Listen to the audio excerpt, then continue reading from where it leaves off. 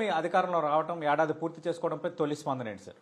ప్రజలు పూర్తిగా ఒక అరాచక పాలన మీద విసిగి వేశారు. భవిష్యత్తు మీద ముఖ్యమంత్రి గారు నమ్మకం, భరోసా.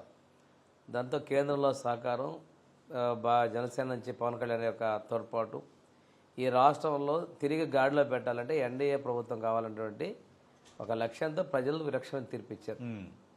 పోరాటంలో ప్రతిపక్షంలో తెలుగుదేశం, అది మా నాయకుడు చంద్రబాబు నాయుడు గారు ఎప్పుడు కూడా ప్రజల మధ్య ఉండాలి, ప్రజా సమస్యల మీద మాట్లాడాలి. అధికారంలో ఉన్న ఈరోజు అసెంబ్లీలో కూడా మనం అధికారంలో ఉన్నామని చెప్పుకోకుండా విలక్షణమైనటువంటి చర్చ జరగాలి. ప్రజా సమస్యల్ని మీరు శాసనసభ్యులు మాట్లాడాలి. మంత్రులు కూడా ఈ అధికార పక్ష సభ్యులను కూడా ప్రతిపక్షం అనే విధంగా సమాధానాలు చెప్పాల్సిన అవసరం ఉంది. బాధ్యతగా అన్నింటిలో విషయంలో మీరు వ్యవహరించాలని చెప్పేసి మా ముఖ్యమంత్రి గారు చెప్తుంటారండి.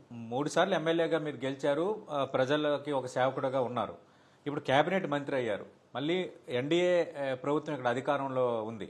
అప్పటికిప్పటికీ తేడా ఏంటి? ఈ ఏడాదిలో మీరు సాధించిన ప్రగతి ఏంటి? ప్రభుత్వంలో ఉంటే బాధ్యత ఉంటుంది.